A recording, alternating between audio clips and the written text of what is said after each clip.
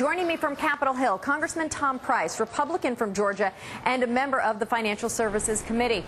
Good to see you, sir. As you heard, Mike Vaquero reporting just now, we're hearing Republicans, they're softening their tone on financial reform. We just heard Mike talk about Senator Shelby sounding optimistic on all of this. Where do you stand?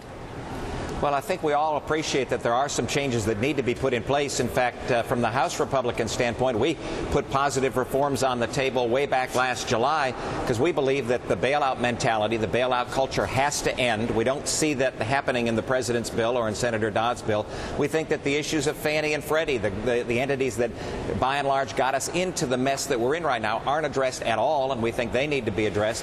And then we think that it's important for the regulatory scheme not to be expanded, but to be refined and be made more flexible and nimble so that it actually works, that people are actually minding the store, which is what failed last time. And Congressman, let me ask you about a New York Times column that Gail Collins wrote. This is her take on the shift by Republicans. I know you talked just now about Republicans having a year ago been already on this, but she says, quote, the Republican leadership originally seemed to believe that financial reform could be a replay of health care reform with a political payoff for total obstruction. They're discovering that the only real similarity is that both are almost impossible to explain. People love their doctors, but they tend to hate their bankers. Nobody's going to scare voters by predicting that if the Democratic bill passes, they may not be able to keep seeing the same hedge fund manager. Does she have a point, sir?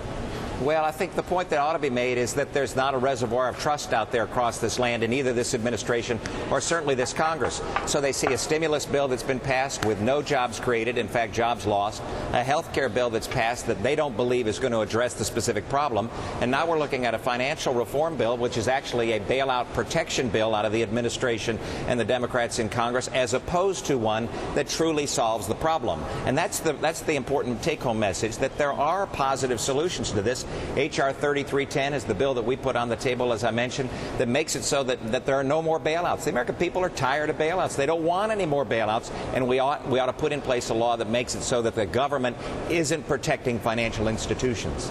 All right, Congressman Tom Price, Republican from Georgia. A pleasure to have you, sir. Thank you. Thank you, Monica.